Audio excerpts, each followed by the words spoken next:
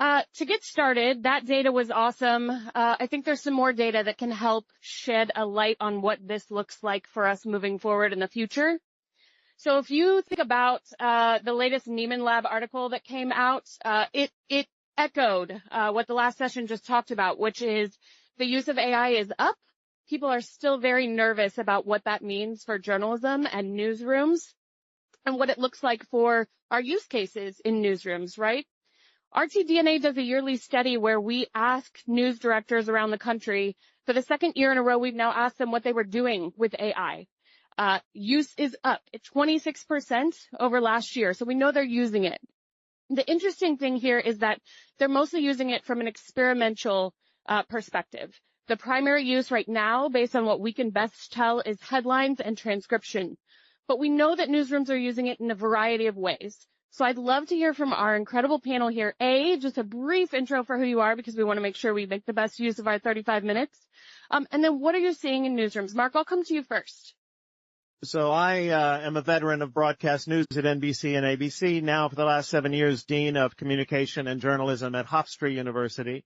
I think you're exactly right. What we're seeing is a lot of AI use for the low-hanging fruit, transcription, headline writing, social media posts, increasingly research. I think we're seeing hallucination being less of an issue as AI gets better. Our university has a unique relationship with ChatGPT. All of our students and staff and faculty have access to our own sandbox of chatgpt.edu.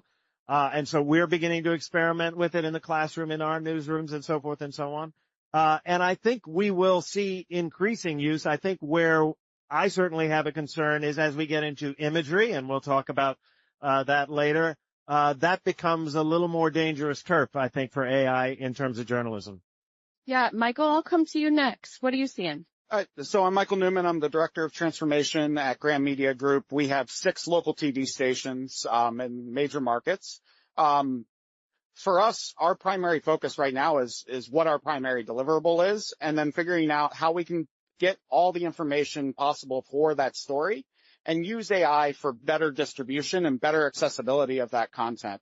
That's where we're really seeing the best opportunity for us right now, is really eliminating the people who are focused, or not eliminating the tasks that are focused on distribution, and really focus on the pieces of the story that are most important to our communities.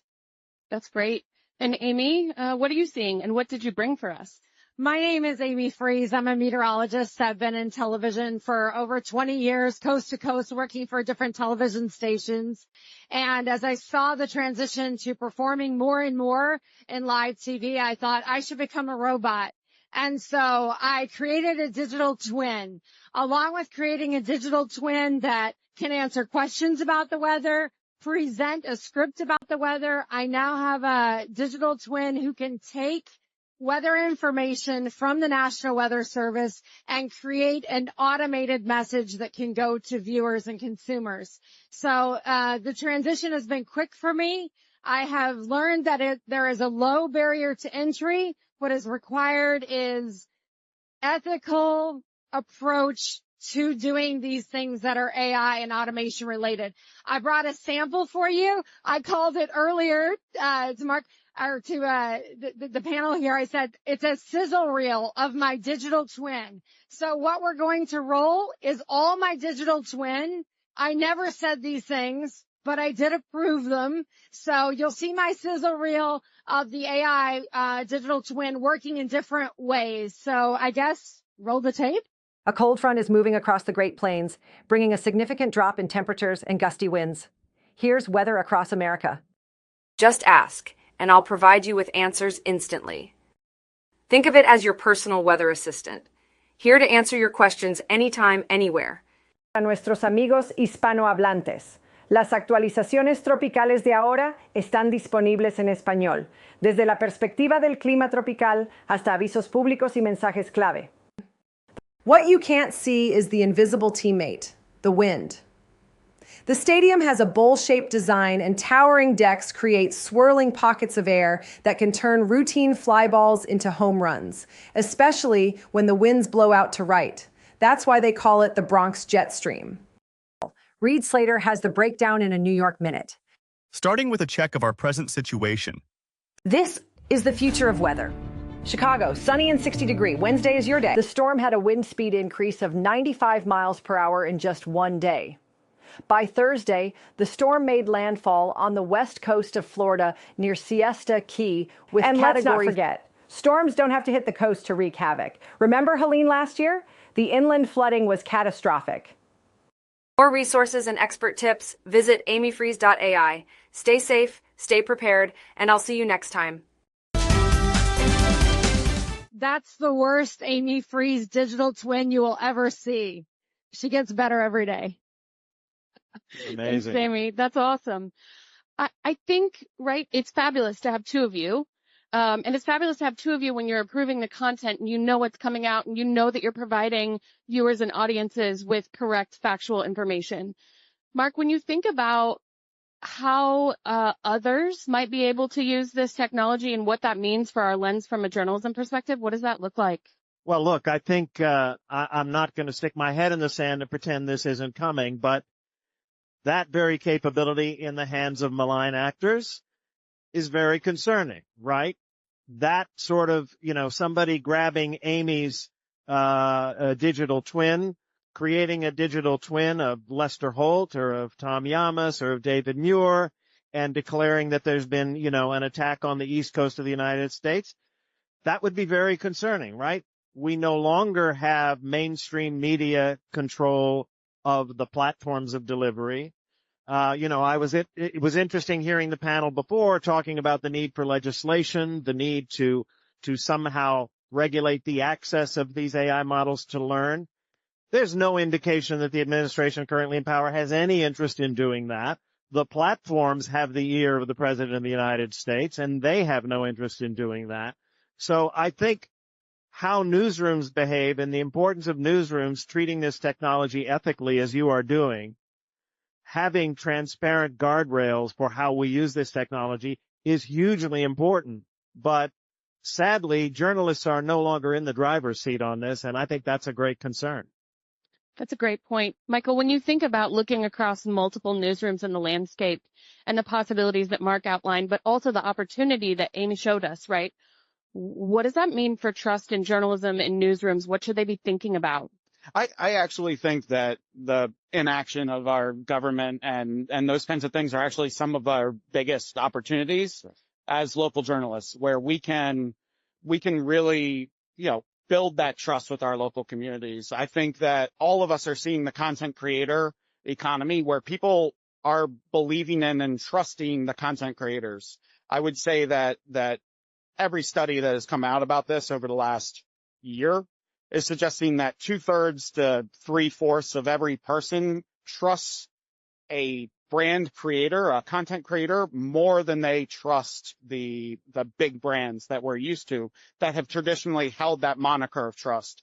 And so in a real way, I think as individual journalists in our communities and sponsors of those individual journalists in our communities, it's incumbent on us to make sure that we build their trust, build their connection to the community. And that really is what I think differentiates us.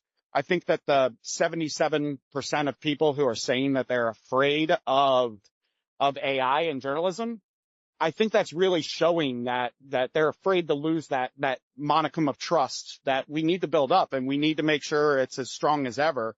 And we gotta also guard it really closely. It's really easy to send out AI slop. It's really easy to put something out there that looks real but isn't, right? That is verifiably false. It's part of our job right now to verify that. And I think our editorial controls we need to double down on that to make sure that that's not happening. That's what our communities are demanding of us right now. Can I just say something here? Because I think something you touched on is really important.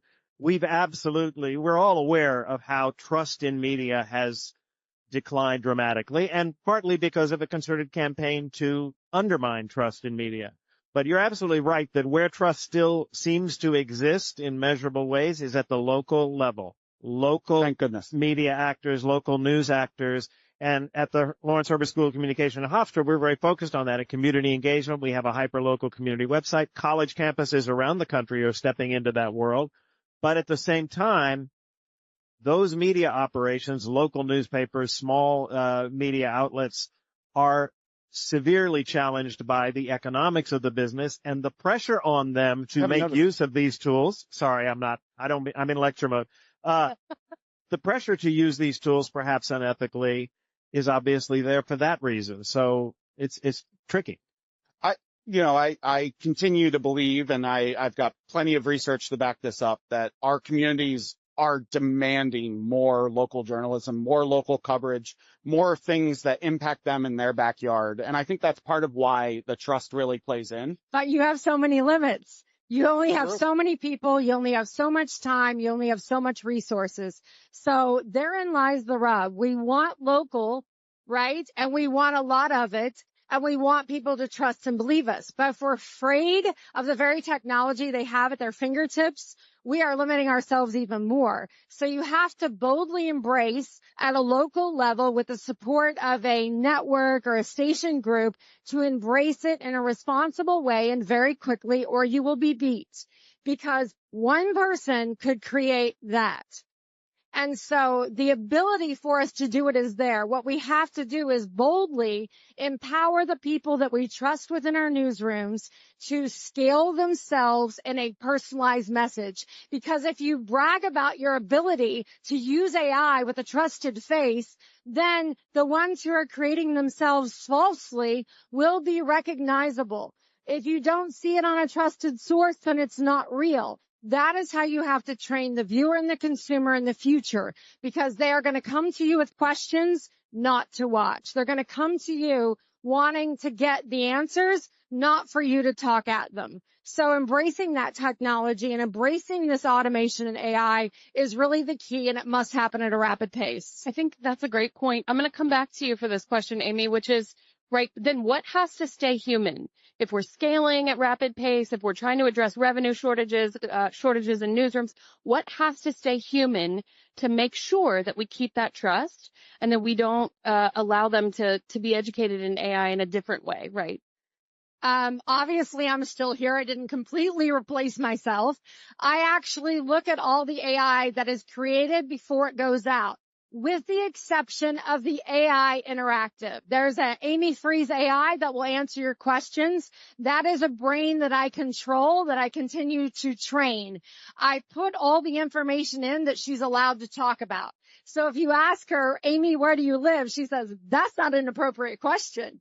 So the interactive, I still have control of that brain. It's not a footloose of everything that's out there. It's not like you've seen on, what's the show? The morning show. They just started doing the AI and the AI bot went off on a crazy routine. These are the fears people have, but let me tell you, they're not real. When you register your face to become a digital twin, then when someone else tries to use their face, my face, they say, that is a celebrity face. You have to have permissions. And so no one can use Amy Freeze Digital. So some embracing does protect you. And then there are some rogue AI that are being created that can still impersonate, but it's more discernible. It's more detectable. I guess what I'm saying is, if there wasn't Amy Freeze, the meteorologist, there wouldn't be Amy Freeze, the digital twin, because I had to teach her. I had to create the automation. And so, the person who was the Cupid doll sitting in the chair saying, talk for 30 seconds about the weather, has now learned all the things behind the scenes of how to create an image, how to create the sound, how to put it in a computer, how to edit it. All of those things are becoming possible for the talent because of the technology that's available. So you still need the human in many, many ways.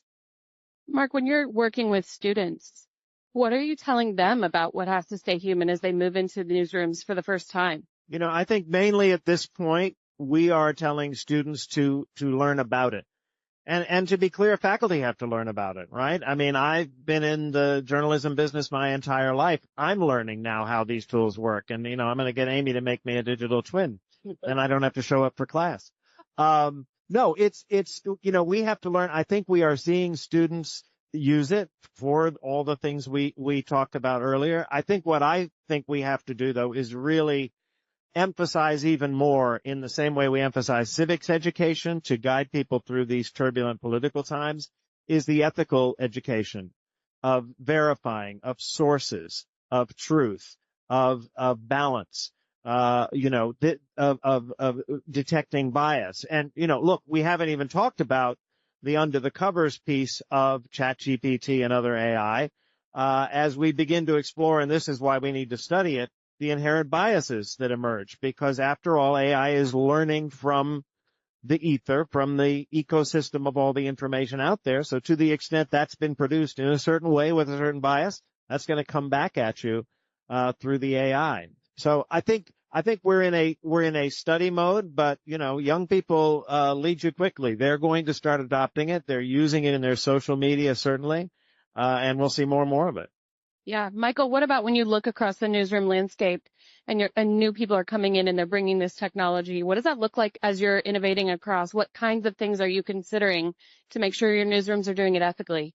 Yeah, I'm very lucky to be sitting here with the academic and somebody who has a lot of experience in the newsroom, as well as kind of the startup and really leaned in founder. I think we need to be on both sides of that, right? Is like, we need to know how this is going to impact us. I think our audiences and our communities are demanding that we lean in, because if we aren't doing it, somebody else is. Somebody who they don't necessarily trust right now. So we kind of have a leg up on them to demonstrate that we can do this in a way that they can continue to trust it and do those kinds of things. So when we're rolling this out into the into our newsrooms, our number one thing that we're saying is, one, protect our intellectual property. It's super valuable. That's ours. The next thing we're really stressing is accountability. If you hit publish on that button, you're responsible for that. It doesn't matter if, AI assisted with that. It doesn't matter if AI wrote half of it. You're still responsible when you hit that publish button. That goes for email too. If you're using AI for your email, when you hit send, that's your words. It doesn't matter if AI helped you with that. And I really despise anyone who's like, oh shoot, I didn't actually write that. It was AI. No, you sent the email. That is 100% your responsibility, and you're accountable for what you send. Make sure AI is a tool, not, it's not wagging the dog here, right? So those are the real guardrails that we put in place. And then we tell our newsrooms, we don't know how this is going to impact us. And so experiment. Take the 15 minutes. There are two types of people who use AI. I say this a lot. There are the people who put in one prompt and we're like, oh, that wasn't useful. And then they kind of say AI is not for me. And then there are the people who spend 15 minutes learning the tool and refining the questions and becoming their own context engineer. And it really takes about 15 minutes, right? And then understanding how it can be useful in something you're trying to do. And that investment of 15 minutes, it should be done for every single tool. And it is amazing watching the light bulbs go off as we do workshops at each one of our television stations as they're using these tools. Oh my gosh, if I have my broadcast script and I run it through here, it will rewrite it in a tone that is more engaging. Or it's going to tell me, because we built this, it's going to tell me, oh shoot, I missed a side of the story, or I missed an angle of the story that would be really engaging. Or, hey, it just gave me an idea for a TikTok that is going to go viral. I know it. I need to go film that. Those are things that are happening every day inside of our newsrooms. And it's really impacting our journalism, making it more engaging and, ultimately hitting more and more of our community needs. So I think that just to capitalize on that, if you want to take the ethical guesswork responsibility out of using AI automation, there are absolutes that you can create with AI and automation. I've done it with meteorology in the form of National Weather Service watches, a thunderstorm watch, a tornado watch, a hurricane watch. Why I say absolute is because that data comes out of the National Weather Service. It goes into a language model that takes exactly that information, interprets it into a basic script, and then creates a graphic with that exact information, and then has the digital twin perform it and then put it out. That can happen in less than 1 minute. That is not a warning. A warning is like, we got to interpret the information. A watch is, this is the ingredients. This is what can happen. Watch our news at 11. That's absolute. An Amber Alert is absolute. Your promos that you put on. Why are you creating promos? You don't have time for that. You're streaming. You're doing this. You're doing that. Your promos. Hi, these are the digital twins telling you what we're working on tonight. Be transparent, use absolute data, and brag that you are scaling the way that you deliver to them. They're not going to be mad that they get a digital twin saying, hey, here's what Tom Smith is working on for the 11 o'clock news, because that means he's actually working on the real story while the digital twin is saying what he's working on. And believe it or not, you're going to have, and if that comes out of your own branded sources, right? Your Twitter, your apps, whatever you have for your own brand, that can come out. But believe it or not, the very people that are watching this will have their own digital twins in the next 2 to 3 years, and they will understand it completely. Do it before they do it. Right. But again, so let me just raise another, if I can, whole issue, because you talk about how you're using AI in the newsroom. What about all the AI that's coming to the newsroom, right? 22 decades ago, we all went through the citizen journalism revolution as digital media and all of our iPhones revolutionized how video is captured. And newsrooms like yours, mine, all across the country, flooded with, right, Miracle on the Hudson, citizen video. Now, the tools available to verify what's real and what's not when it's coming in over the transom are getting more and more challenged. It's really, really hard to do that now.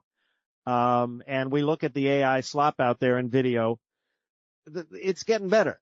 It's getting tougher. It's getting really good. I mean, it's kind of scary. And I think there's also this world of even if you know it's not real, I still believe that the previous Pope wore a puffer jacket, right? Like I still believe that in a real way.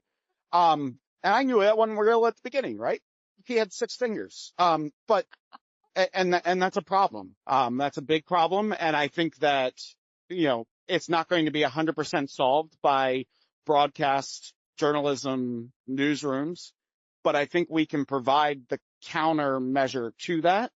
And I also genuinely believe that people are going to be seeking the real, the authentic. I think they do still to that. And the way that they can see the real and the authentic is if you are maintaining your brand, if you are maintaining your relationship with the viewer and you keep that authenticity there, but you're transparent with them, that will build the brand and allow them to trust. And it will create the mistrust if they do not see the brand. So as broadcasters, right, that means we have to break out of the newscast. We have to break out of the OTA. We have to break out of the cable. We have to be on the TikToks. We have to be on the Instagrams. We have to be on the OTTs. We have to be everywhere to reach these people, because if we aren't there, the oxygen's going to be sucked out of the room with the AI slop, with the inauthentic stuff. And so I think that it is really important for us, and it's incumbent on us to figure out how to distribute to these mediums, how to tell stories that is effective in these mediums, and do it in a way that makes, that allows us to run a business. I will say one thing that a trend that we're seeing, and I attribute it a little bit to this. In our school, we have a pretty new program in audio storytelling and podcasting. Podcasting has exploded with this generation of media consumers. And I think one of the reasons is that's deeply personal, lengthy, interactive. When a podcaster has a 90-minute conversation with somebody, you just know by dint of the length of that, it's an authentic, real person talking to another real person, having a real conversation. So I think podcasting particularly leans into authenticity. Talk about a place where a lot of misinformation gets spread, though. It does. That's right? by actual humans, of course. I'm gonna come to Amy, right? Because you talked about, Mark, the authenticity of podcasting and what that looks like. Do you think that there is a too far line when we talk about digital twins? Do you think we lose pieces of that authenticity, and what does that mean? Well, I have a podcast where I interview my digital twin. So there you go. Okay.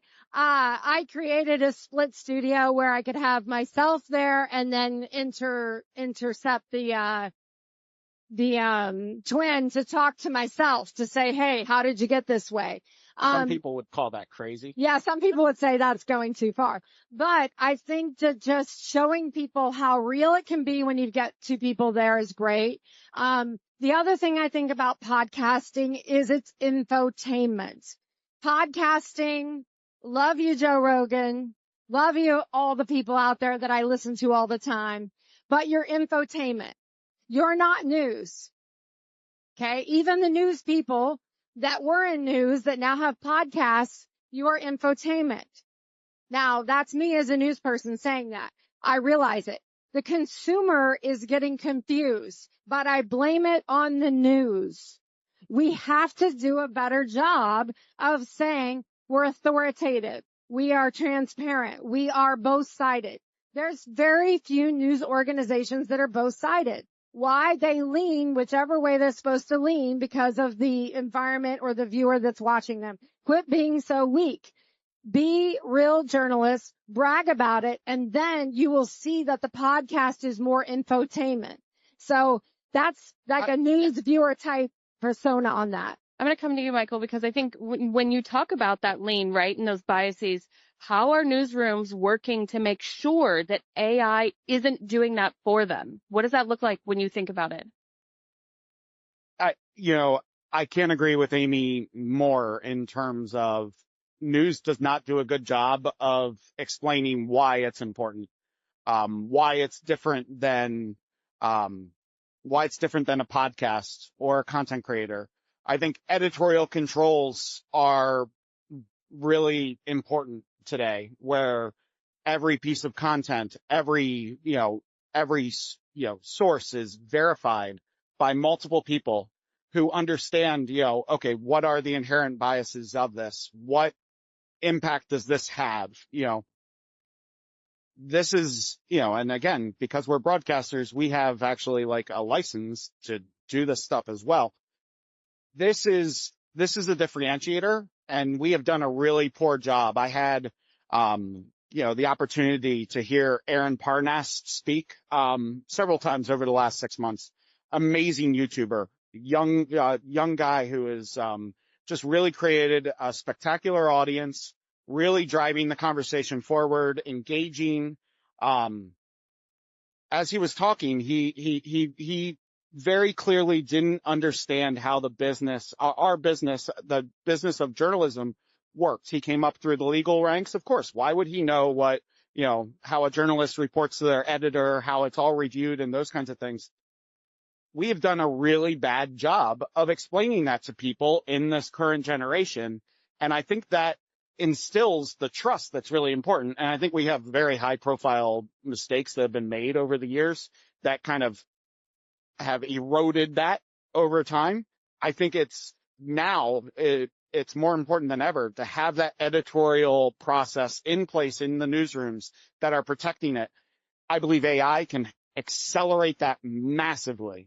I believe AI can be used to take the information that's being told and tell it in multiple places. That's what AI is really good for.